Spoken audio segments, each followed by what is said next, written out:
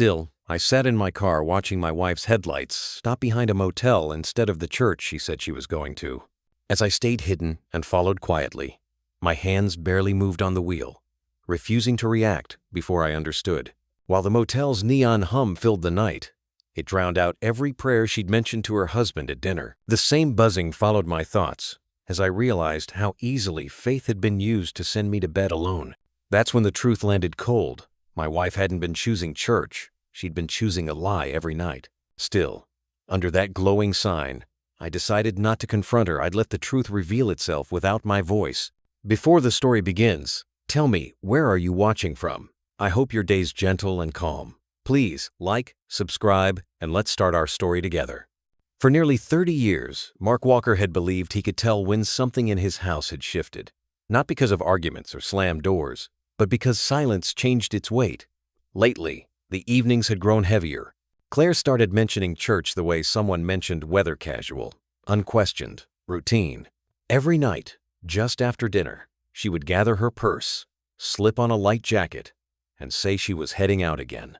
Church activities, prayer groups, community service, always spoken gently, with a soft smile that didn't quite reach her eyes. At first, Mark admired it. At 67, faith felt like one of the few things that deepened with age, and Claire's devotion seemed sincere. She spoke about helping people, about late services and outreach meetings that ran long. He told himself it was good for her, good for them. But admiration slowly gave way to confusion when, every now and then, turned into every night. 7 nights a week, no exceptions, no pauses. When Claire returned, it was always late, sometimes close to midnight. She would move through the house quietly, as if afraid of waking something already awake. Her face looked worn in a way Mark couldn't remember seeing before, not the peaceful exhaustion of prayer, but something tighter, defensive. She'd offer a brief kiss on the cheek, mumble an apology for the hour, and head straight for the shower. Their conversations shrank to updates about groceries and bills. Even her laughter, once easy, unguarded, had gone missing. Mark began to notice details he'd never paid attention to before. The way she kept her phone face down on the counter, how she flinched when it buzzed late at night, how she no longer talked about the people she was helping, only that she was needed. When he asked which pastor was leading these sessions, she answered quickly, too quickly, as if rehearsed. "Different ones," she said. "You wouldn't know them." He told himself he was imagining things. Suspicion, he reminded himself, was an ugly habit. Claire was young enough to still believe in causes, in making a difference. Maybe she was simply reconnecting with a part of herself that marriage and routine had dulled. Mark had always trusted her. Trust was the foundation of everything they'd built together. So he pushed the unease down and tried to be the man he had always been. Steady, patient, unassuming. But doubt has a way of resurfacing when you least expect it. One afternoon, Mark met Tom Harris for coffee, the same diner they'd been meeting at for years. Tom listened quietly as Mark mentioned Claire's church routine in passing, trying to keep his tone light. Tom frowned, just briefly, before covering it with a shrug. "Every night?" he asked. "That's dedicated." He laughed it off, waving a hand. "Probably nothing. People go through phases." The words were meant to reassure, but they did the opposite. Mark saw something flicker across Tom's face, hesitation, maybe, or concern. It vanished too fast to name, leaving Mark with a hollow feeling in his chest. If Tom noticed it too, then maybe this wasn't just in his head. That night, as Claire prepared to leave again, Mark watched her from the hallway. She avoided his eyes, focused on adjusting her purse strap. The house felt unfamiliar, like a place he was visiting rather than living in. When the door closed behind her, the silence returned thick, oppressive, accusing. Mark sat alone at the kitchen table, staring at the clock as the minutes crawled by.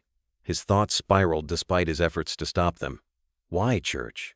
Why every night? Why the distance? He hated himself for questioning her, but he hated the not knowing even more. Love, he realized, didn't make doubt disappear. It made it louder. After an hour, he stood, grabbed his keys, and stepped outside. The night air felt cool against his skin, sharp enough to clear his head. He didn't tell himself he was spying. He told himself he was looking for peace, answers, closure. As he pulled out of the driveway, following the familiar glow of Claire's taillights at a careful distance, Mark felt a quiet resolve settle in. Whatever the truth was, he needed to see it with his own eyes because the faith he'd placed so completely in his marriage was beginning to crack. And once that happened, there was no going back. Mark kept a careful distance as Claire's car pulled away from the house, her familiar sedan gliding down the quiet suburban street. He told himself he wasn't chasing her. He was just going the same way. The excuse felt thin even in his own head, but he clung to it as he followed. Headlights dimmed, hands tight on the steering wheel. Claire drove confidently, as if she'd made this trip 100 times before. Every turn she took matched what Mark expected. The long stretch past the elementary school, the curve near the park, the road that eventually led toward the church at the edge of town. His pulse slowed, just a little. "See?" he told himself. "You're being paranoid." Then Claire signaled early. Mark frowned as her car drifted into the right lane, slowing near a strip of dimly lit buildings. The church was still several blocks ahead. For a split second, he assumed she was lost or stopping for gas. But then her brake lights flared, and she turned sharply into a narrow driveway tucked behind a modest roadside motel. No sign, no lights announcing arrivals. Just a cracked asphalt lot half hidden from the main road. Mark's breath caught. He drove past the entrance on instinct, heart slamming so hard it felt physical, then circled the block with trembling hands. When he returned, he parked down the street where his car blended into the shadows. From there, he could see the back corner of the lot clearly. Claire's car sat alone beneath a flickering light, engine off. Still, unmoving. Minutes passed. Then more. Mark watched the clock on his dashboard tick forward, each second stretching tighter than the last. 10 minutes. 20. 30. His thoughts began to spiral, despite his efforts to control them. Maybe she was counseling someone. Maybe this was church-related somehow. But no matter how hard he tried, the image wouldn't fit. A motel parking lot wasn't a place for prayer. After nearly an hour, Mark's chest ached with the effort of breathing normally. His palms were slick with sweat, and his jaw felt locked in place. He debated getting out of the car, marching up to her door, demanding answers. The urge flared hot and sharp, but it faded just as quickly, replaced by fear.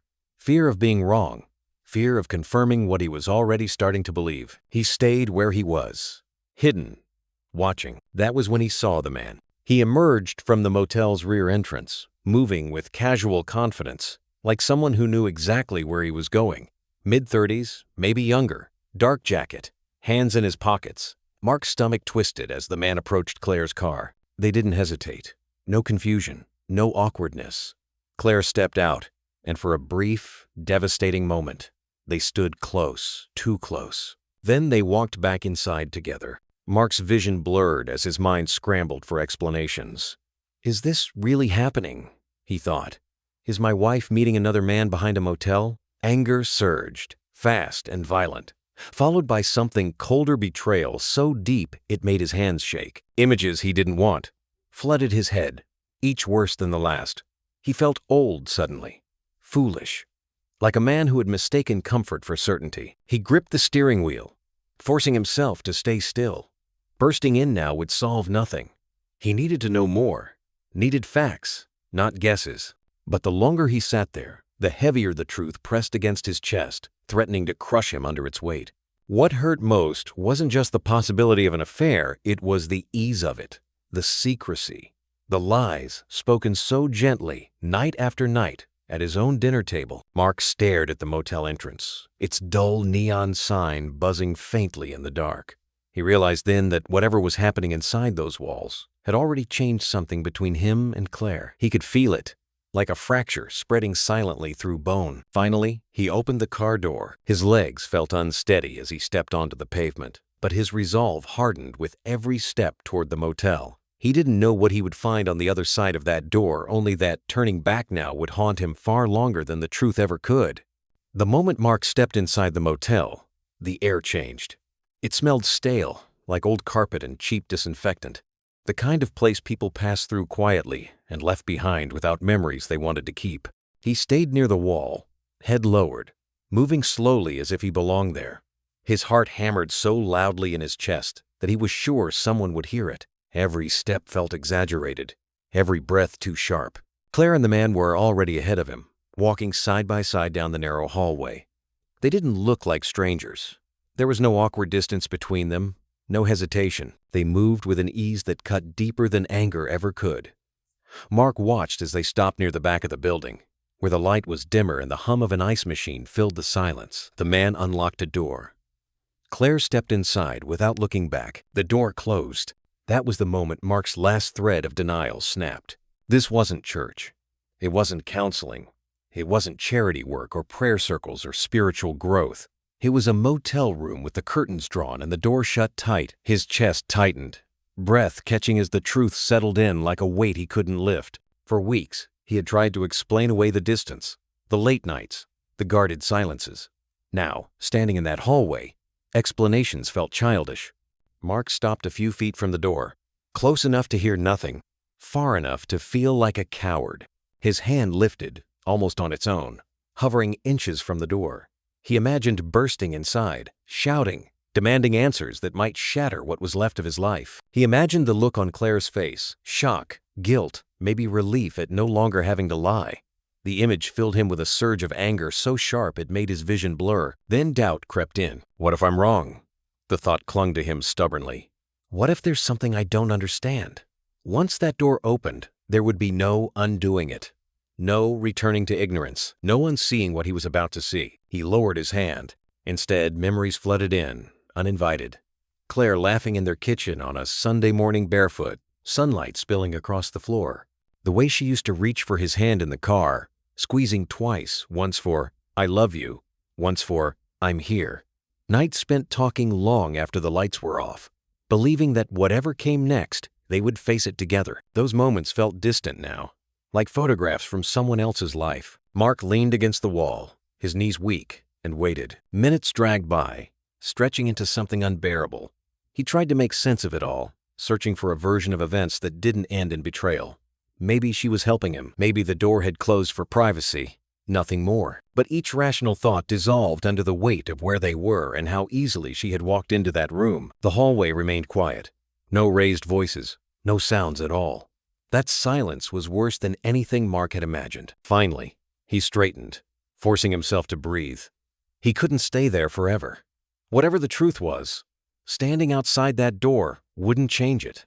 With a hollow ache in his chest, he turned slightly, preparing to leave before he did something he couldn't take back. That was when the door opened. Mark froze. Claire stepped out first, her hair slightly tousled, her face relaxed in a way Mark hadn't seen in weeks. The man followed close behind. They exchanged a glance, then laughed softly, easily, like people sharing a private joke. It wasn't hurried. It wasn't tense. It was comfortable, intimate. Mark felt his stomach turn as if he'd been punched from the inside. His throat tightened, and for a moment he thought he might be sick right there in the hallway. Claire didn't see him. She didn't look his way at all as she and the man walked past, still smiling, still wrapped in whatever world they'd created together. Mark pressed himself back against the wall, heart racing, mind screaming. Lies echoed in his head. Church, prayer, service, each one collapsing under the image burned into his memory. As they disappeared down the hallway, Mark stood alone, shaking, realizing that whatever conversation awaited him at home would be built on a foundation of deceit he could no longer ignore. Morning light crept into the kitchen in thin, unforgiving lines.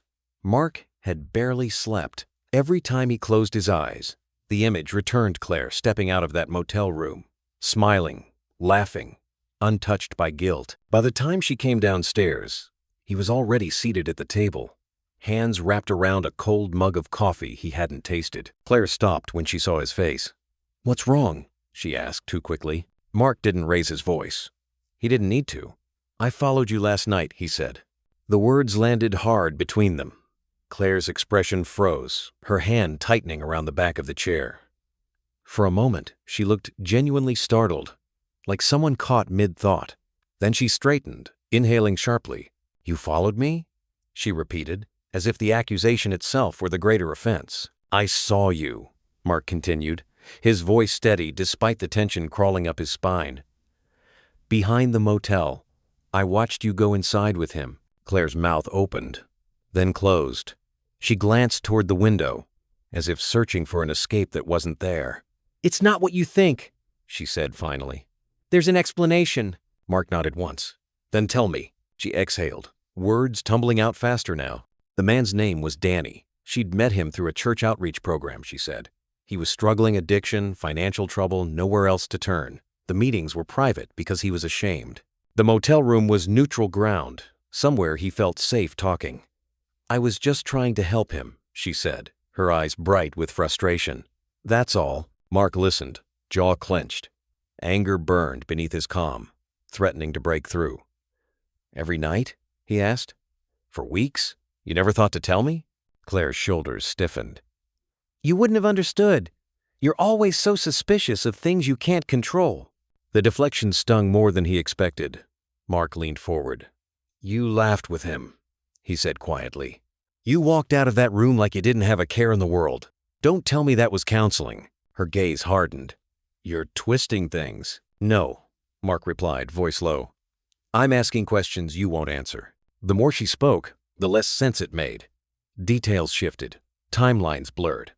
She couldn't explain why church meetings happened at a motel, or why Danny needed her specifically. Each answer felt rehearsed, incomplete, defensive, and with every contradiction, Mark felt something vital slipping away. The phone rang, breaking the tension. Mark glanced at the screen. Tom? He stepped into the living room to answer. Tom's voice was calm, almost casual. Mark mentioned the confrontation, the motel, the lies.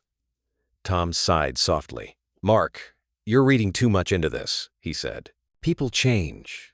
Maybe Claire's just going through something. Don't blow up your marriage over a phase. Mark thanked him and hung up, but the reassurance rang hollow. Even Tom's words felt like another layer of dismissal, another person asking him to ignore what his own eyes had seen. Back in the kitchen, Claire stood with her arms crossed, waiting. The space between them felt wider than the room itself. Mark looked around the same table they'd shared meals at for years, the same walls that had once felt safe. Now it all felt foreign. I want to believe you, Mark said finally, but I don't. Claire's face fell, anger flashing across it. So what now? She demanded. You don't trust me. What else is there to say? Mark didn't answer right away. He felt the weight of the moment settle over him, heavy and irreversible. Trust, once cracked, didn't mend easily, and hers was splintering fast. That afternoon, after Claire left for another meeting, Mark sat alone and opened his laptop. He typed Danny's name into the search bar, his fingers steady, his resolve firm. If the truth wasn't being offered, he would find it himself, because whatever Claire was hiding, it was already pulling their life apart, and Mark needed to know just how deep the lie went. Mark didn't sleep that night. The house was quiet in a way that felt unnatural, like it was holding its breath long after Claire went to bed.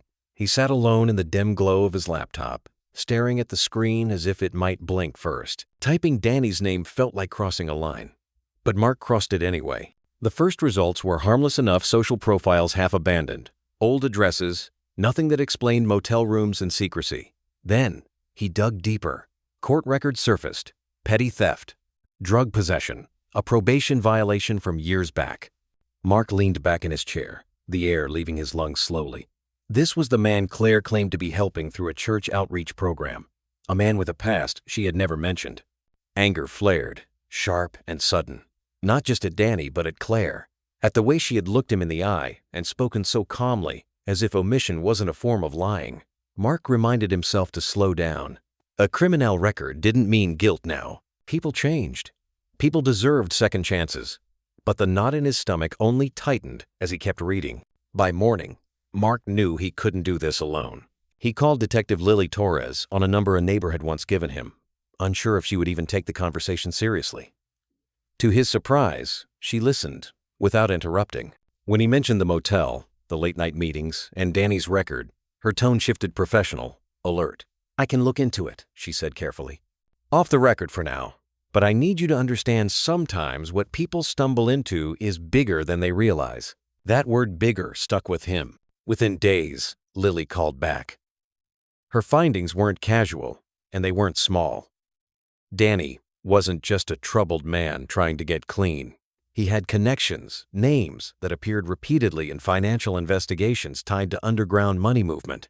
Shell accounts, clean transfers masked as donations, the kind of operation designed to stay invisible. And there's something else, Lily said, her voice low. Your wife's name came up. Mark felt his grip tighten around the phone. That's not possible, he said immediately. She doesn't. She wouldn't. I'm not saying she knew, Lily replied. But her name appears on several transactions. Small amounts, structured, enough to matter. The room spun. Mark sank into a chair, his thoughts colliding in panic and disbelief. Claire, church, charity. The words rearranged themselves into something ugly, something dangerous. That evening, Mark confronted her again. He laid everything out: Danny's record, the investigation, the money. Claire's reaction was instant and explosive. She denied it all, her voice rising, her hands shaking. She insisted she had never laundered money, never knowingly touched anything illegal. I was helping him, she said again, tears spilling now. He said the funds were donations. For food, housing, rehab. I believed him. Mark watched her closely, searching for cracks, for signs of deception. But what he saw frightened him: more confusion, fear. A woman realizing, perhaps for the first time, that her good intentions might have been weaponized. I didn't know, she kept repeating. Mark, I swear. And that was the problem. Mark didn't know what to believe anymore. The evidence painted one picture. Claire's desperation painted another. He wanted to trust her, but trust felt fragile now, like thin glass already splintered by too many truths revealed too late. Detective Torres continued digging. More accounts surfaced, more names. Patterns emerged that made Mark's chest tighten with dread. Claire's involvement, Lily explained, might not have been intentional, but it was real. She had moved money, signed documents, played a role, however unaware. When Mark hung up the phone, he sat in silence for a long time. The woman he loved wasn't just hiding something anymore, she was standing at the edge of a world Mark didn't recognize. Criminal, calculated, dangerous.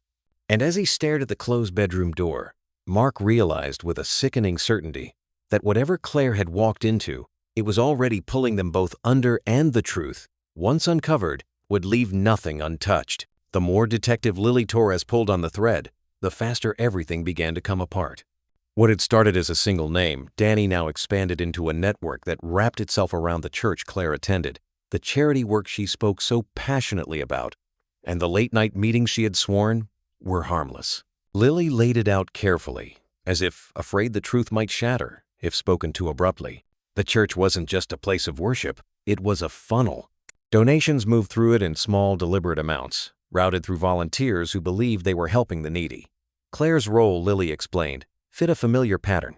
She hadn't been stealing. She hadn't been planning anything. She had been useful, trusted.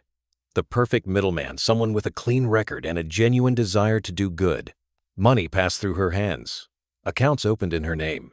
Transfers made under the cover of charity. She believed she was helping Danny rebuild his life. In reality, she had been helping move dirty money.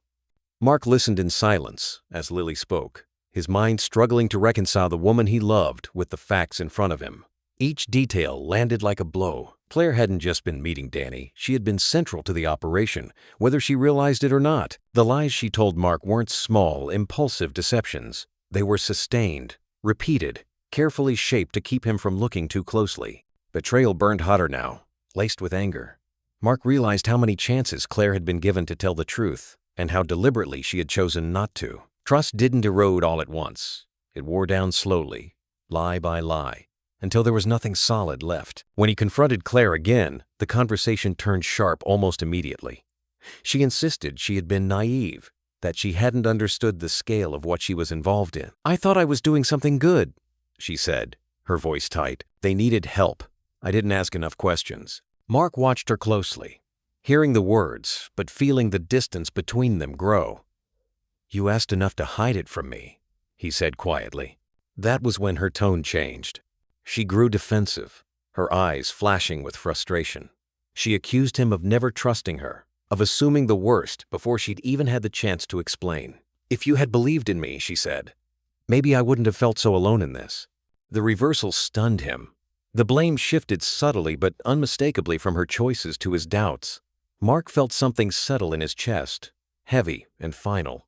This wasn't just fear talking. This was someone protecting themselves at all costs. As he replayed everything in his mind, patterns emerged that chilled him. Danny hadn't found Claire by accident. Neither had the church. They had seen her devotion, her generosity, her need to feel useful. She had been selected, groomed, given just enough truth to keep her involved and just enough lies to keep her compliant. Claire wasn't just careless. She had been targeted. The realization didn't bring relief. It brought dread. Because if she had been chosen once, there was no guarantee the danger was over. Mark understood now that this wasn't about forgiveness alone. It was about survival. His future, his freedom, even his reputation were tied to choices he hadn't made but would still have to pay for. With Detective Torres's guidance, Mark prepared for one final confrontation that night. Not to accuse, not to comfort, but to decide. Standing in the doorway of their bedroom, listening to Claire move inside, Mark felt torn between the man who wanted to save his marriage and the man who knew he might have to walk away to protect what little remained of his life. Whatever he chose next would change everything, and once he spoke, there would be no turning back. Once the idea took hold that the church itself might be compromised, Mark couldn't let it go. Pastor James had always struck him as steady, respected, untouchable in the way certain men in small towns often were. But now, every sermon Claire mentioned, every late-night meeting held under the banner of faith, took on a different shape. Mark began retracing steps, dates, names, lining up Claire's involvement with church events that suddenly looked less innocent. With Detective Torres quietly working in the background, fragments began to connect. Danny wasn't just some lost soul wandering into a church outreach program. His presence overlapped too neatly with Pastor James's initiative's fundraisers, emergency relief drives, private counseling sessions held off-site. The money flowed through channels dressed up as compassion. Danny collected, Claire transferred. And Pastor James, always just far enough removed, blessed the process with legitimacy. It was bigger than Claire. That much was undeniable now. When Mark pressed her for answers, her resistance hardened. She offered partial truths, explanations that stopped just short of clarity. Every time he asked about Pastor James directly, she changed the subject or grew quiet. "I've told you everything," she insisted, but the words rang hollow. Mark could hear what she wasn't saying, feel the spaces she carefully avoided. "Are you still hiding things from me?" he asked one night, his voice low, controlled. Claire looked away. That was all the answer he needed. As the investigation deepened, another name kept circling back into Mark's thoughts: Tom, his best friend, the man who had known them both for years. Tom's earlier dismissal of Claire's behavior replayed in Mark's mind, now tinged with something darker. It wasn't just reassurance. It had been deflection. Mark started noticing what he'd ignored before. Tom's sudden busyness, the way he avoided specifics when Mark mentioned the church, how he always seemed to know just enough but never too much. When confronted directly, Tom laughed it off, swearing he had nothing to do with any of it. "You're chasing ghosts," he said. "Don't drag me into this." But doubt had already taken root. Mark felt himself slipping into obsession. Every free moment was spent reviewing notes, checking records, replaying conversations. Sleep came in short bursts, filled with uneasy dreams. He hated what this was doing to him, how suspicion was hollowing him out, how love and mistrust were fighting for the same space in his chest. Claire was still his wife. That truth didn't vanish just because betrayal had entered the room. Detective Torres called late one evening. Her voice was measured, but the gravity was unmistakable. "Pastor James isn't peripheral," she said. "He's central. The transactions, the shell charities, the timing, it all points back to him. He's been doing this for years." Mark closed his eyes, feeling the weight of it settle. The church hadn't been infiltrated by criminals. It had been built, in part, to serve them. When he hung up, the house felt unbearably quiet. Claire sat across from him, unaware of the latest development, her face drawn with exhaustion and something that looked dangerously close to guilt. Mark studied her, searching for the woman he thought he knew, wondering how much of her silence was fear and how much was choice. The path ahead split sharply now. One direction led to exposure, law enforcement, public fallout, the destruction of Claire's reputation, and possibly her freedom. The other led to silence protecting his family, preserving what little normalcy remained at the cost of his integrity. Mark realized there was no version of this where he walked away clean. As he looked at Claire, then at the darkened window reflecting a man he barely recognized anymore, Mark understood that the web had tightened fully around them. And whatever decision he made next wouldn't just reveal the truth, it would define who he was willing to become to survive it. The truth no longer arrived in fragments. It came all at once, heavy and unmistakable, collapsing the last fragile defenses Mark had built around his marriage. With Detective Torres laying out the evidence in plain language, bank trails, dates, signatures, there was no room left for interpretation. Claire hadn't just been adjacent to the laundering operation. She had been part of it, not the architect, not the mastermind, but complicit, all the same, moving money under the comforting language of charity and faith. Mark sat across from Claire at the dining table, the same place where they had once planned vacations and discussed ordinary dreams. Now the air felt poisonous. When she finally spoke, her voice trembled, but it didn't break. She admitted she had been manipulated at first, guided, reassured, praised for her good heart. But then she said the words that hollowed him out completely. "I stayed," she whispered, "because I thought the outcome justified it. People were being helped. I told myself it was for the greater good." Mark stared at her, struggling to recognize the woman in front of him. "So, you knew," he said quietly.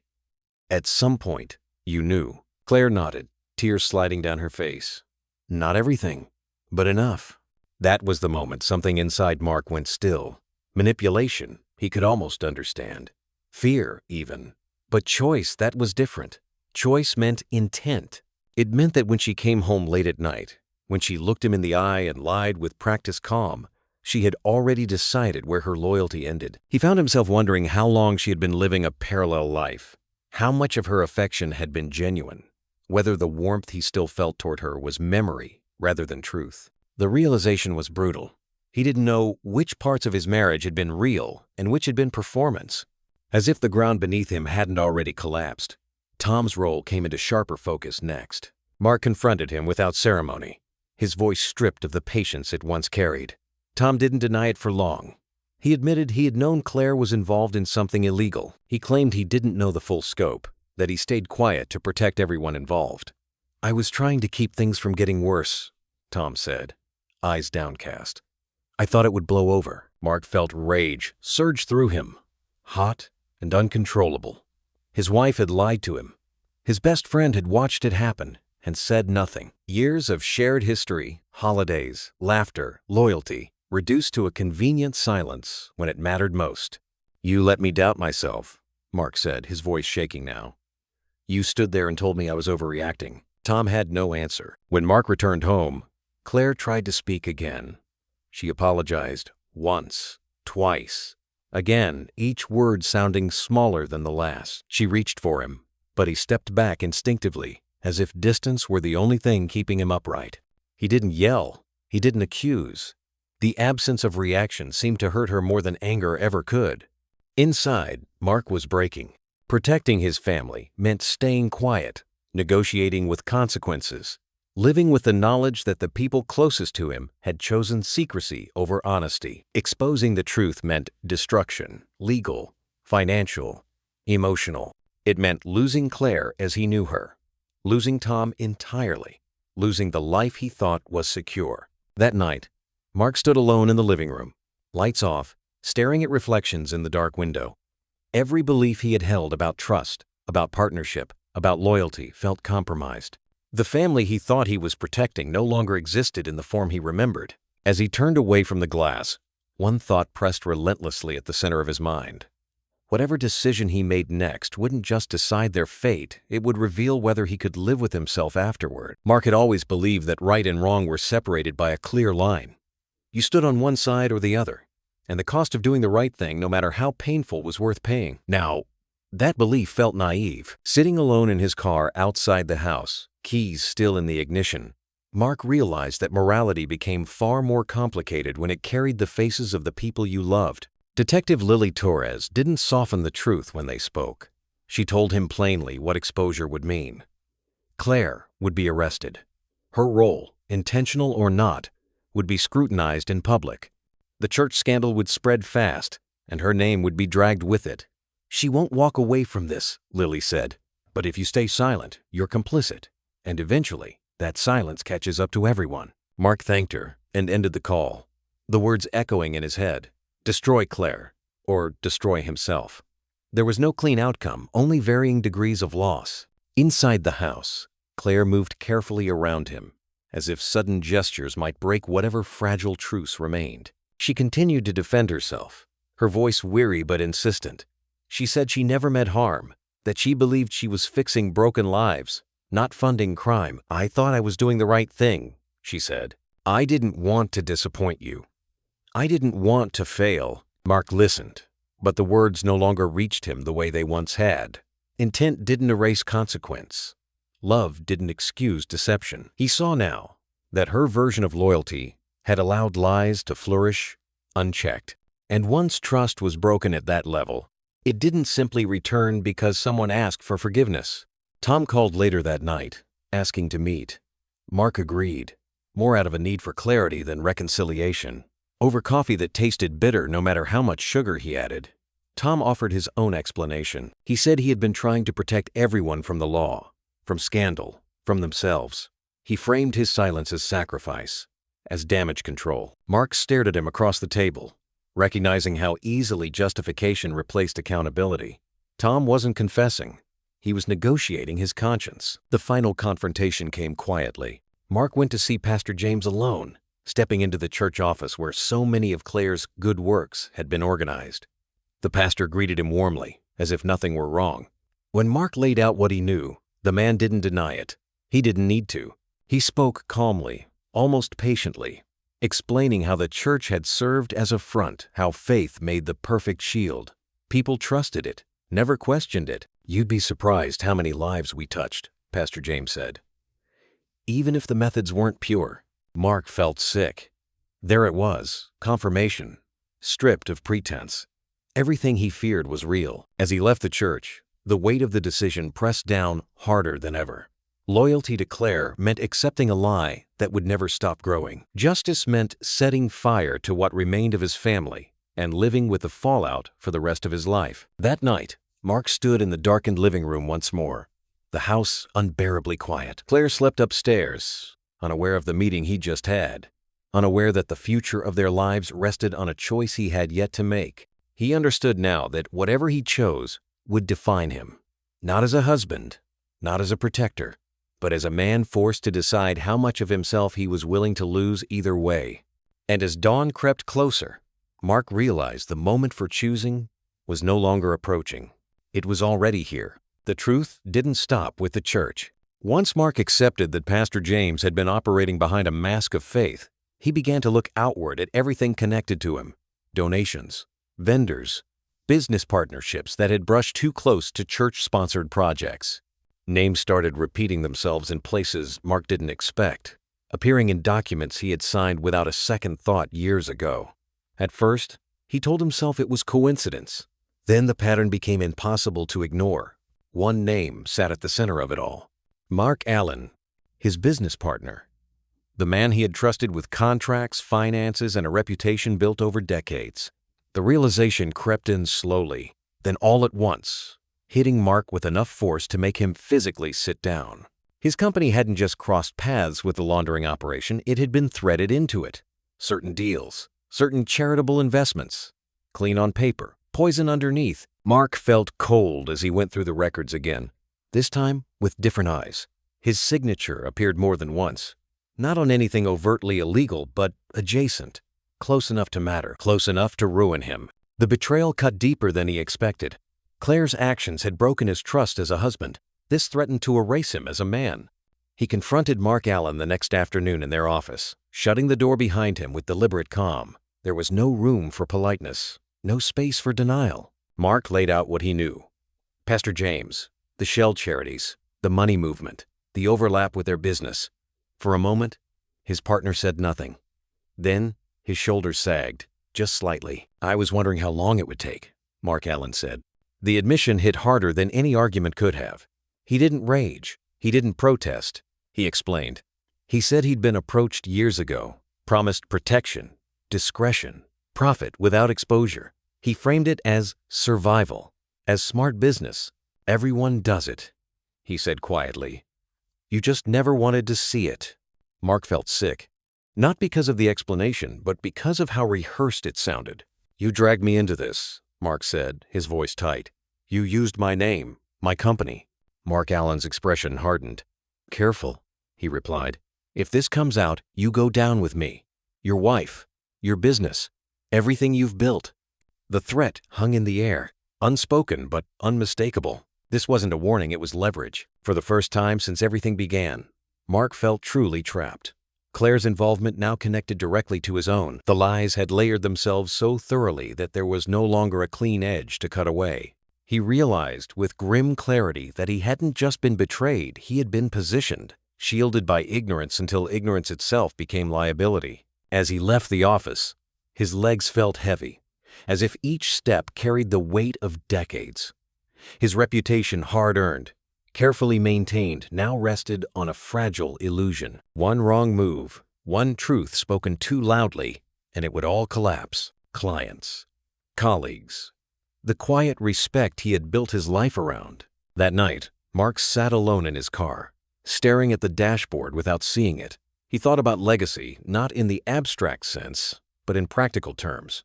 What would remain if everything was stripped away? What would his name mean if it became synonymous with scandal instead of integrity? For years, he had believed staying clean meant staying uninvolved. Now he understood how easily good men were absorbed into bad systems not through greed, but through trust. The web had closed completely. Protecting his legacy meant staying silent, negotiating with criminals, accepting complicity as the price of survival. Confronting the truth meant detonating everything at once, his marriage, his business, his future, without any guarantee that what remained would be worth saving. Mark rested his forehead against the steering wheel, feeling the weight settle fully on his shoulders.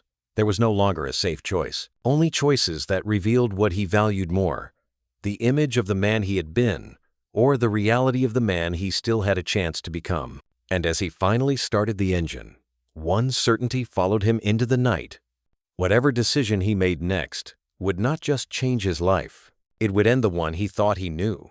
Mark's world no longer felt broken in pieces. It felt flattened, like something crushed under a weight too heavy to lift. Claire's latest admission replayed in his mind again and again, that she had been manipulated not just by Pastor James and Danny, but by Jenna as well, working alongside Mark Allen from the shadows. The realization that the betrayal had been coordinated, layered, and personal left Mark numb in a way anger never had. Detective Lily Torres confirmed what Mark already sensed: the investigation was accelerating. Arrests were coming. Warrants were being prepared. The operation that had once hidden behind charity and faith was unraveling fast. But the damage to Mark's life was already done. Clients had begun to distance themselves. Longtime partners stopped returning calls. His name, once synonymous with reliability, now carried an unspoken question mark. That loss hurt more than he expected. When Mark confronted Claire again, there was no shouting, no accusations, just exhaustion. She sat across from him, hands clasped tightly in her lap, her voice unsteady as she tried to explain how it had spiraled so far beyond her control. She insisted she never meant to deceive him, that she had been steered step by step until she didn't recognize the line between helping and harming. "I thought I could fix it," she said quietly. "I thought if I stayed, I could make it right." Mark listened, his expression unreadable. Forgiveness felt distant now, like a language he no longer spoke. He wanted to believe her, not because it was easy, but because believing meant there was still something left to save. Yet every promise sounded fragile against the reality of what they were facing. Then she said something that caught him off guard. "I'll testify," Claire said, "against Jenna, against Pastor James, all of them. I'll tell the truth, no matter what it costs me." The words hung between them, heavy with consequence. Mark searched her face, trying to see whether this was courage or desperation, redemption or self-preservation. Either way, the risk was enormous. Testifying would destroy any remaining illusion of privacy. It would expose her completely, and by extension, him. "I can't lose you," Claire added, her voice breaking. "But I know I might have already." Mark stood and turned away, staring out the window at a world that no longer felt like his own. Love didn't vanish overnight. It lingered painfully, complicating every rational thought. He was torn between the man who remembered what they had been and the man who now lived with what they had become. Tom reached out soon after, offering support. insisting he wanted to help Mark through the fallout. But every word Tom spoke now felt filtered through suspicion. Mark couldn't forget the silence, the deflections, the timing of his concern. Trust, once broken in two places, was almost impossible to rebuild. Late that night, Mark sat alone in his study, surrounded by documents that told a story he wished he'd never learned. He understood something with painful clarity. There was no undoing the past, no erasing the choices that had brought them here. The only decision left was whether he was willing to risk being broken again. Forgiving Claire meant stepping into uncertainty, accepting that rebuilding would require vulnerability he no longer felt equipped to give. Walking away meant surrendering not just the marriage, but the life he thought they were building toward together. As Mark closed the file in front of him, he realized the question wasn't whether Claire deserved redemption. It was whether he still believed their marriage did. When Detective Lily Torres finally laid everything out, the scale of it stunned even Mark. What they had uncovered so far was only the surface. Pastor James hadn't been skimming funds or exploiting opportunity. He had been laundering money for years, building a network that extended far beyond the church walls. Businesses, charities, donors, and private investors had all been folded into the operation, many without ever realizing it. The church wasn't a victim. It was the engine. Mark listened as Lily explained how Pastor James positioned himself as a moral authority, someone people instinctively trusted. He moved money the same way he moved belief, quietly, confidently, without drawing attention. Donations were rerouted. Accounts were layered. Paperwork was cleansed through nonprofits that looked legitimate from every angle. Those who questioned too much were eased out. Those who complied were rewarded. What chilled Mark most was how intentional it all had been. Pastor James wasn't just facilitating crime. He was orchestrating it, manipulating everyone from struggling church volunteers to powerful business figures who should have known better. The man who spoke about salvation on Sundays had built an empire on deception the rest of the week. As Mark dug deeper with Lily's guidance, the truth became even harder to escape. Claire hadn't simply crossed paths with the operation she had helped build its front. The charity initiatives she believed in, the programs she defended so fiercely, were designed to look exactly like the kind of work that would attract someone like her.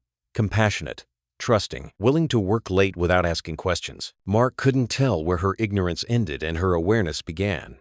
That uncertainty haunted him. Then came the documents, contracts, transfer records, emails.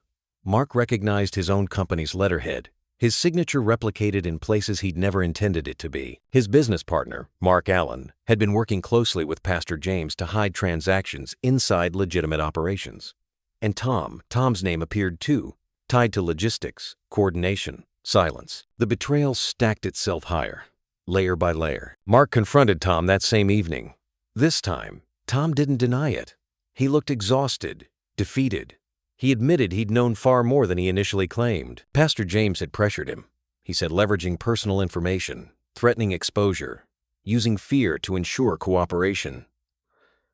"I didn't know how to get out," Tom said quietly. "Every time I tried, he reminded me what I'd lose." Mark felt no relief hearing it. Coercion explained behavior, but it didn't erase responsibility. When Claire learned the full extent of Pastor James's manipulation, she broke down in a way Mark hadn't seen before. Not panic, not defensiveness. Shame, the realization that her faith had been weaponized against her, left her hollow. Yet, beneath that grief was something else: resolve. She told Mark she would do whatever it took to make amends, no matter how painful. Watching her, Mark felt torn in two. Part of him still recognized the woman he loved. Another part saw how easily trust had been exploited not just by Pastor James, but by the people closest to him. By the end of the night, one truth was undeniable. There were no small players in this anymore. Everyone was implicated to some degree. Exposure would be catastrophic. Silence would be corrosive. Mark stood alone in his study once more, surrounded by proof of a conspiracy that had hollowed out his life from the inside. The people he had trusted most were bound together by fear, greed, and secrecy. And now, the burden of choosing what came next rested squarely on him. As the evidence piled higher and the walls closed in, Mark understood that protecting his remaining family ties might mean sacrificing the very principle he had built his life around. And whichever path he chose, there would be no coming back from it. As the investigation into Pastor James gained momentum, Mark felt himself growing more alone by the day. Each arrest, each leaked detail, each whispered rumor stripped away another layer of certainty. People he once trusted crossed the street to avoid him. Conversations ended abruptly when he entered a room. Even in his own home, silence lingered, like an unspoken accusation. Trust, he realized, wasn't just broken, it was gone. Claire tried to stay close. She followed him from room to room, offering apologies that sounded softer now, more careful. She begged him not to shut her out, insisting that whatever mistake she'd made, she never meant to betray him. "I was used," she said. "I didn't see it until it was too late." Mark wanted to believe that, but belief required faith, and faith had been weaponized against him too many times. He watched her closely, searching for truth in her eyes, wondering how much she still hadn't told him. Innocence and complicity weren't opposites anymore. They blurred together in ways that made certainty impossible. Tom's betrayal cut differently, deeper. This wasn't a marriage strained by secrets. This was a friendship hollowed out by years of silence. When Tom apologized, his words felt rehearsed, shaped by regret that came only after consequences. He claimed he'd stayed quiet to protect Mark, that he never intended harm.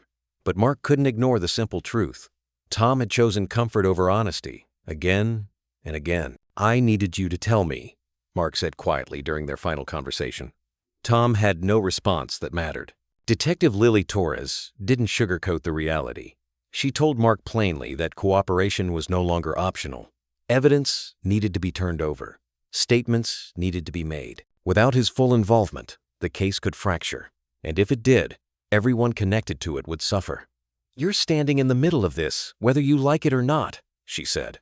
"Your silence won't protect anyone." That warning followed Mark long after the call ended. He began questioning everything he thought he knew about himself.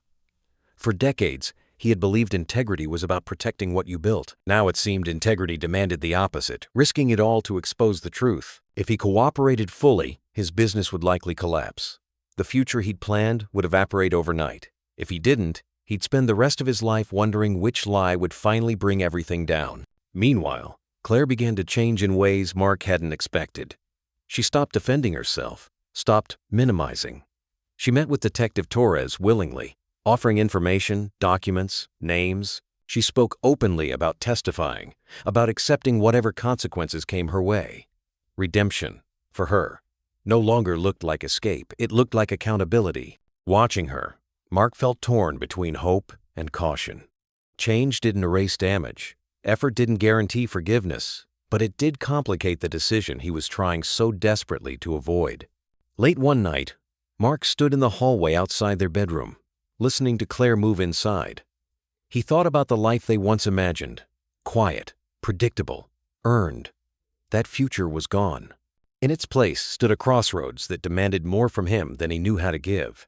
He understood now that whatever choice he made would shape not only his own future, but the kind of family they would become or fail to become after the truth finally settled.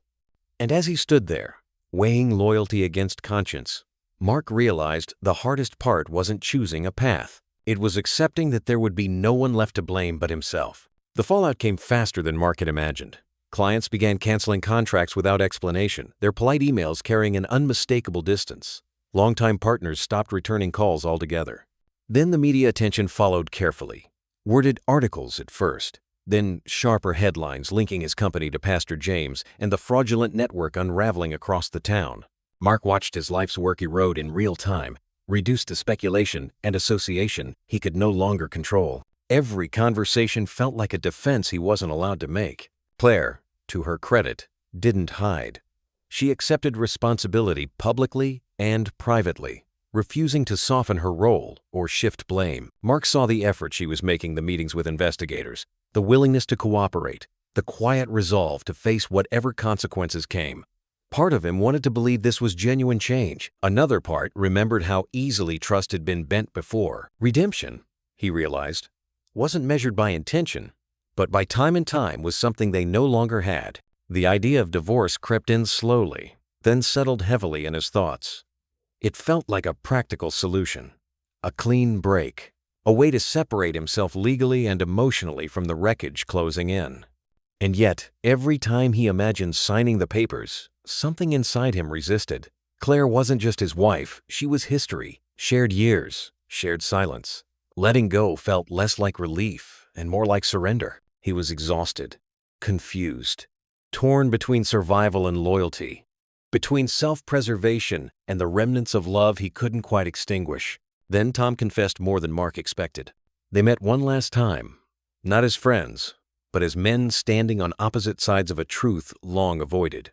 Tom admitted he hadn't just been a passive participant. Pastor James had blackmailed him, yes, but Tom had also benefited from staying quiet. Protecting his family had been part fear, part convenience.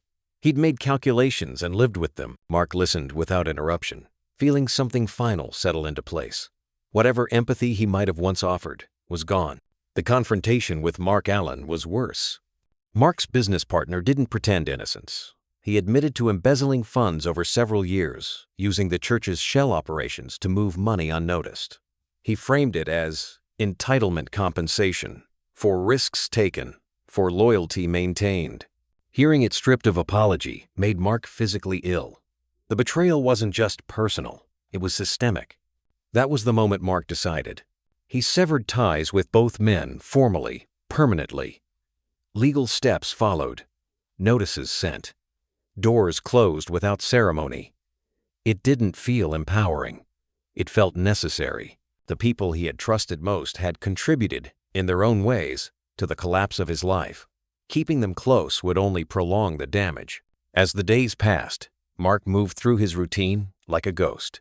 His reputation lay in ruins, his business a shadow of what it had been. The respect he once commanded had evaporated, replaced by suspicion and pity. He stood amid the wreckage of choices, some his own, many not, and wondered what, if anything, could still be salvaged. Late one night, Mark sat alone in his office, surrounded by boxes filled with documents from a life that no longer existed. The questions came unbidden. Who was he, without his work, without his certainty, without the people he'd built his world around? With everything falling apart, Mark understood that collapse wasn't a single moment, it was a slow, grinding process, and he had a feeling the worst was still waiting ahead. The final truth didn't arrive gently. It detonated. Detective Torres asked Mark to come in early that morning, her tone stripped of all caution. When she laid the file on the table between them, Mark recognized the name instantly. Jenna Davis, Claire's sister-in-law. Family, holidays, birthdays, shared meals and easy laughter. The woman who had sat in his home and spoken about loyalty as if it were sacred. She's the architect, Lily said. Not Pastor James, not your partner, Jenna. The room seemed to tilt. Lily explained how Jenna had positioned herself perfectly close enough to Claire to influence her, close enough to Mark Allen to manipulate business decisions. She had understood people better than systems. She knew Claire's need to help, her faith, her vulnerability to moral arguments wrapped in compassion. She knew Mark Allen's greed, his impatience, his hunger for control. Jenna didn't force anyone. She guided them, nudged them, let them believe the choices were their own. Claire had been her clean conduit. When Mark told Claire, the devastation was immediate and total. She didn't cry at first. She stared at him as if the words didn't belong to the language she knew. Then the realization set in, crushing and complete. Her own family had used her, turned her faith into a weapon, her kindness into camouflage. Everything she'd sacrificed, every lie she'd told Mark to protect what she believed was good, had served someone else's ambition. I trusted her, Claire whispered. I trusted my own blood. The shame that followed was unbearable to watch. She called herself a fool, said she didn't know how she could ever face Mark again, knowing that her choices, guided by Jenna's quiet manipulation, had destroyed everything they had built. Mark felt anger rise, sharp and bitter, but beneath it was something colder. This betrayal wasn't accidental. It was intimate, calculated. Mark confronted Jenna that night. There was no shouting, no dramatic denial. Jenna sat across from him with unsettling calm, her composure cracking only when Mark laid out the evidence. Bank records, communications, testimony waiting to be signed. When she finally spoke, she didn't beg. She justified. She said she wanted power, independence, control over a world that had always dismissed her. She said using Claire wasn't cruelty, it was efficiency. She wanted to help, Jenna said. I gave her something to help with. The words made Mark's hands shake. You destroyed her life, he said. Jenna shrugged. People get hurt when you build something big. That was the moment Mark knew there was nothing left to salvage. No explanation that softened the damage. No apology that could reach the depth of it. This wasn't a misunderstanding, it was betrayal with intent. With Detective Torres's guidance, Mark moved quickly. He handed over everything. Statements, records, testimony. He didn't negotiate. He didn't protect names. He chose exposure not out of revenge, but out of refusal to carry the weight any longer. Jenna was arrested within days. The network collapsed with her. Pastor James, Mark Allen, shell charities, hidden accounts.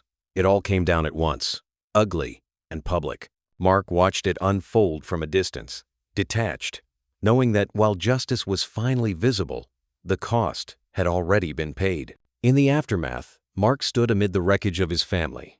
Claire was shattered, struggling to reconcile the fact that her greatest betrayal had come from someone she loved unquestioningly. Their marriage, already fragile, now carried scars that would never fully fade. Trust, even when offered forgiveness, didn't return whole. And Mark understood that. Some damage couldn't be undone. Some relationships didn't survive truth. But as the noise faded and the consequences settled, Mark felt something he hadn't felt in months: clarity. The lies were gone, the shadows named, the manipulation exposed. Whatever future waited for him, it would no longer be built on silence or compromise. Standing alone in the quiet of his empty office, Mark accepted the reality fully. His family would never be the same. Certain bonds were broken beyond repair, certain losses permanent. Still, for the first time since the night he followed Claire's car, Mark felt the ground steady beneath his feet. The truth was out, and even though it had cost him almost everything, it had finally given him the chance to begin again on his own terms. With Jenna's arrest making headlines and the investigation pressing forward, Mark felt something he hadn't felt in months: closure. Not peace, not relief, but an ending. The truth was no longer circling him like a threat. It had landed, hard and public, leaving damage that would never fully disappear. His family name, once quietly respected, now carried a history it could never outrun. Still, the waiting was over, and that mattered more than he expected. Natalie was the one who surprised him most. In the weeks that followed, she stepped away from the life she had known, refusing any shield of privilege or protection. She cooperated fully with law enforcement, combing through records, accounts, and transactions she hadn't even realized passed through her hands. Every dollar tied to her was traced and returned. The process was slow and humiliating, stripping away comfort and security piece by piece, but Natalie didn't flinch. She accepted the cost, even when it meant starting over with almost nothing. Mark watched her from a distance, recognizing the quiet courage in what she was doing. Redemption, he realized, wasn't loud. It was deliberate. For himself, rebuilding wasn't optional, it was survival. Financial hardship set in quickly once the old structures collapsed. Mark closed the office he had once been so proud of, letting go of everything that reminded him of how easily integrity could be borrowed and bent. Starting again meant working smaller, slower, and with no shortcuts. Every contract was transparent, every decision documented. Trust wasn't assumed, it was earned. The irony wasn't lost on him. For the first time in years, he felt proud of his work again. Becky stood by him through the worst of it. She didn't offer grand speeches or promises she couldn't keep. She stayed. When Mark doubted himself, she listened. When the future felt uncertain, she reminded him that resilience wasn't about winning, it was about refusing to disappear. Together, they rebuilt something quieter than before, but stronger. Their relationship wasn't polished. It was real. Mark's new venture grew slowly, almost cautiously, but it grew with intention. Clients came not because of reputation, but because of principle. He found satisfaction in that, a sense of purpose that hadn't existed when success came too easily. Integrity, he learned, wasn't just a value, it was a filter. It kept the wrong people out. Meanwhile, Natalie and Adam began to find their way back to each other, not as they had been, but as something new. The marriage they once knew was gone. Trust didn't regenerate on command. Natalie was forced to define herself without the safety net of family, wealth, or approval. Independence came with discomfort, but also clarity. She was no longer protected by illusion. Mark saw pieces of himself in that struggle. One evening, as he locked up the small office that now carried his name alone, Mark paused on the sidewalk. The city hummed around him, indifferent to his losses and his rebuilding. The past still followed him in whispers, in looks held too long, but it no longer defined him. He understood now that a clean slate didn't mean forgetting. It meant choosing what came next with eyes wide open. The damage had been done. The scars remained. But for the first time since everything collapsed, Mark felt something close to control, not over outcomes, but over intention. The future was uncertain, but it was his again. And standing there in the fading light, Mark realized that starting fresh wasn't about erasing who he had been. It was about deciding, finally, who he refused to become. Recovery didn't arrive with celebration. It came quietly, almost cautiously, as if afraid it might be chased away. Mark's new business venture grew one client at a time. Small contracts, modest expectations, people who asked hard questions before signing anything. He welcomed the scrutiny. Transparency wasn't just a promise anymore. It was the only way he knew how to operate. Word spread slowly that Mark Walker didn't cut corners, didn't hide fine print, didn't pretend. Trust returned, not because of reputation, but because of consistency. That mattered more to him than success ever had. Natalie's road was harder. While she rebuilt her professional life piece by piece, the public remained skeptical. People remembered headlines longer than apologies. Doors closed politely. Conversations stalled once her name was recognized. Still, she kept going. She took work beneath her previous station, accepted criticism without defense, and showed up even when no one seemed to notice. Mark saw the toll it took on her, the quiet exhaustion, the loneliness of being judged by a version of herself she no longer recognized. Legal consequences followed, as they had to. Natalie faced fines, restrictions, and public accountability for her role, however unintentional. Mark supported her where he could rides to hearings, late-night conversations when doubt crept in, but he never tried to shield her from responsibility. Redemption, he had learned, didn't mean escape. It meant standing in the truth without flinching. Through it all, Becky remained steady. Their relationship deepened not through grand gestures, but through honesty sharpened by hardship. They learned how to speak without deflecting, how to listen without assuming. Trust between them wasn't inherited, it was built, reinforced each time they chose patience over fear. Becky didn't try to fix Mark. She didn't need to. She accepted the man he was becoming, not the one he used to be. Mark found himself thinking often about what redemption really meant. It wasn't erasing damage or reclaiming old ground. It was understanding how easily good intentions could be corrupted and refusing to let that happen again. Wisdom, he realized, wasn't about being smarter. It was about being humbler. The hardest moment came quietly, during a walk with Natalie one afternoon. They spoke openly, without rehearsed apologies or guarded words. Mark listened as she acknowledged her failures without excuse. When he finally spoke, it wasn't to judge or absolve. It was simply to forgive. Not because the past didn't matter, but because carrying it forward unchanged would poison whatever future remained. In that moment, Mark felt something shift. Reconciliation wasn't a return to what had been. It was an agreement to move forward differently. Letting go of the past wasn't an event. It was a decision Mark had to make again and again. Some nights, memories resurfaced, uninvited. Some mornings, regret lingered longer than he wanted. But with each choice to act honestly, to protect integrity over image, the weight grew lighter. Mark understood now that redemption came with a price, and that price was vigilance. He would never again assume trust without accountability, never confuse loyalty with silence, never ignore the quiet signals that something was wrong. As he locked up his office one evening, Mark paused, looking back at the space he had rebuilt from nothing. The road ahead was still uncertain. Redemption wasn't a destination. It was a process that demanded consistency and courage. And as he stepped into the night, Mark knew one thing for certain: the past no longer owned him. But the future would test him again. Mark's new life didn't announce itself with a clear beginning. It emerged slowly, shaped by routine and intention rather than ambition. His workdays were no longer driven by scale or status, but by purpose. Each project he accepted reflected a choice to prioritize honesty over expansion, clarity over speed. The relationships he built were smaller in number, but stronger in substance, people who valued transparency because they had been burned by its absence too. Trust, once lost, became something he treated with care. Claire's presence in his life changed as well. She was no longer his partner in the way she once had been. But she wasn't erased from his story either.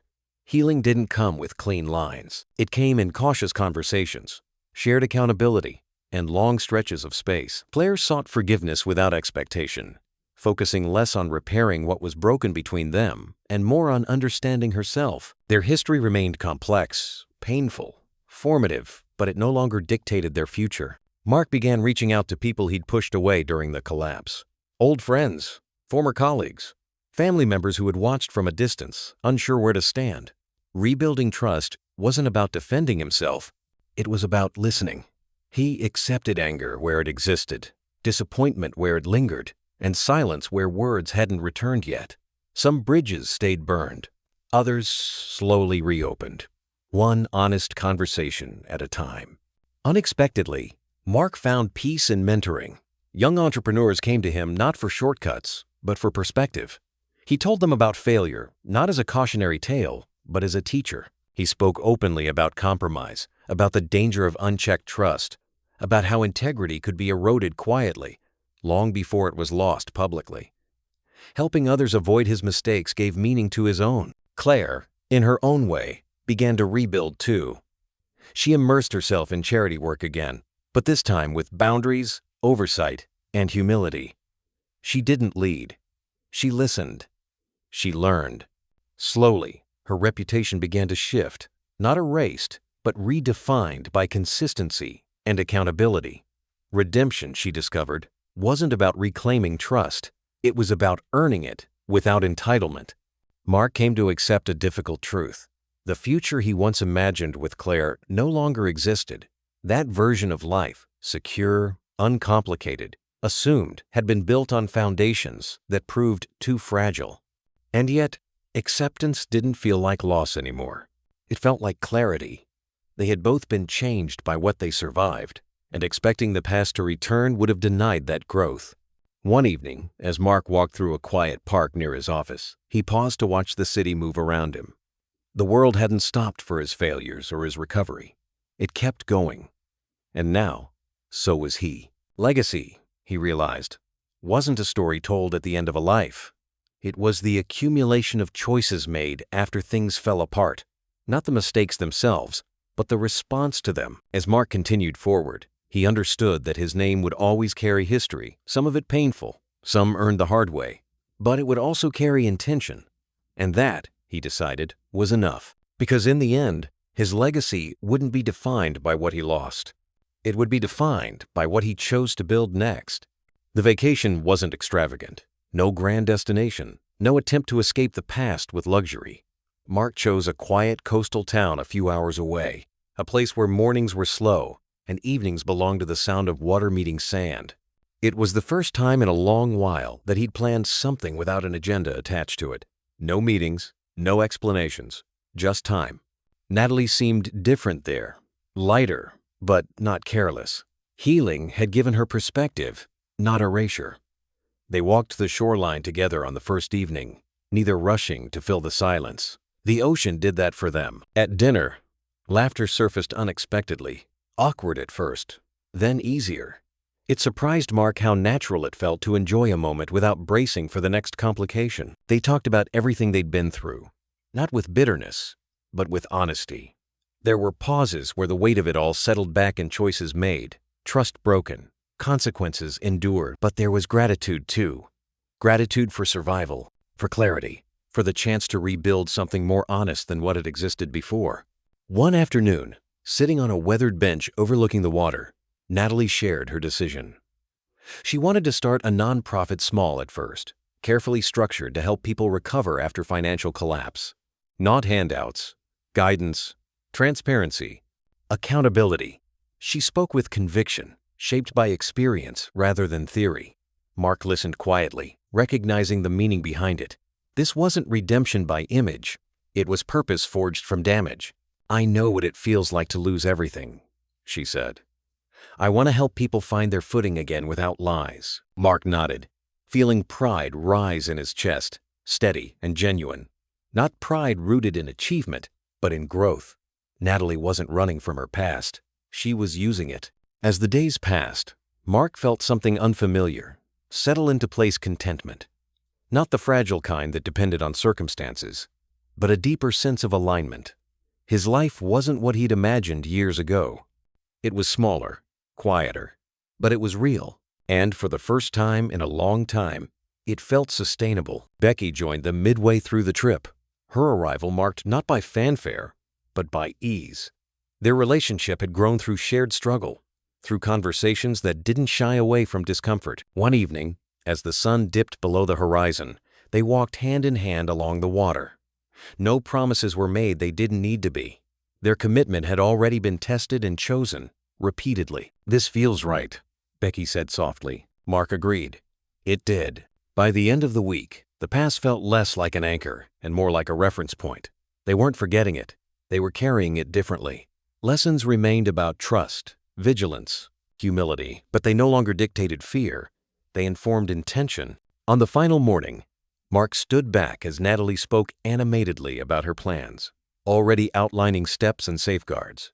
He watched her with quiet pride, realizing that legacy wasn't about preserving a name, it was about enabling growth, about leaving people stronger, wiser, more honest than before.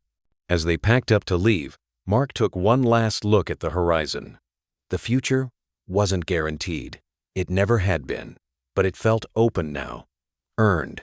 They drove away with windows down, conversation flowing easily, the road stretching ahead without urgency. The past remained behind them, not buried, not denied, but no longer in control. And as Mark listened to his daughter speak about what came next, he understood something with clarity. This resilience, this integrity, this willingness to rebuild was the legacy that mattered. And it was only just beginning. Jim and Ethan walked side by side along the narrow path that cut through the park, their footsteps slow, unhurried. The trees were bare this time of year, branches reaching skyward like quiet witnesses to everything that had passed. They hadn't planned the walk. It simply happened the way some of the most important moments did, without ceremony, without expectation. For a long time, neither of them spoke. The silence wasn't uncomfortable. It carried the weight of shared history, of wounds that had taken years to surface and even longer to name. Jim thought about how much had been lost before it was finally understood. Trust broken, words left unsaid, anger allowed to harden into distance. Walking beside his son now, he felt the ache of regret, but also something steadier beneath it. Clarity. "I used to think forgiveness meant forgetting," Jim said at last, his voice low. Pretending it didn't hurt, Ethan nodded, eyes fixed ahead. He had changed. There was a self-possession in him now, a quiet strength earned through hardship rather than inherited. "And it doesn't," Ethan replied. Jim stopped walking and turned to him. "Forgiveness isn't easy," he said, "but it's the only way to heal." The words hung between them, not as advice, but as truth both men had paid for. Ethan met his father's gaze and nodded once. Understanding didn't need agreement anymore. It existed on its own. They resumed walking, the path opening into a wide clearing. Jim thought about the family as a whole, about how fractured they had once been. Peace hadn't arrived all at once. It had been assembled carefully, piece by piece, through accountability and restraint, through choosing not to reopen wounds, just to prove they still hurt. The road ahead would be difficult. That much was certain, but difficulty no longer felt like defeat. Ethan spoke about his plans, work he was proud of, responsibilities he carried without resentment. He wasn't asking for approval. He didn't need it. He was sharing his direction, his independence. Jim listened, feeling pride settle in his chest, unburdened by control or expectation. His son didn't need rescuing anymore. He was building his own life, on his own terms. That realization brought closure Jim hadn't known he was searching for. Back at home, the family gathered without tension. Meals were simple, conversations easy. No one avoided the past, but no one lingered there either. Laughter surfaced naturally, surprising in its ease. The storm had passed, and what remained was quieter than before, but stronger. Jim watched these moments closely, understanding their value now. Not because they were perfect, but because they were honest. Peace, he had learned, wasn't the absence of conflict. It was the presence of trust rebuilt through effort. Later that evening, as the house settled into stillness, Jim stood by the window and reflected on the journey that had brought them here. Forgiveness hadn't erased the pain. It had transformed it, turning something corrosive into something instructive. Love hadn't saved them from loss. It had taught them how to survive it. When Ethan joined him, they stood together for a moment, looking out into the quiet street. No words were needed. The bond between them no longer relied on promises or explanations. It existed because both men had chosen to face the truth, accept the cost, and move forward anyway. As they stepped outside and walked down the path ahead, Jim felt a sense of completion, not an ending, but a release. Jim and Ethan walked into the future, side by side, their bond stronger than ever, a testament to the power of forgiveness and love.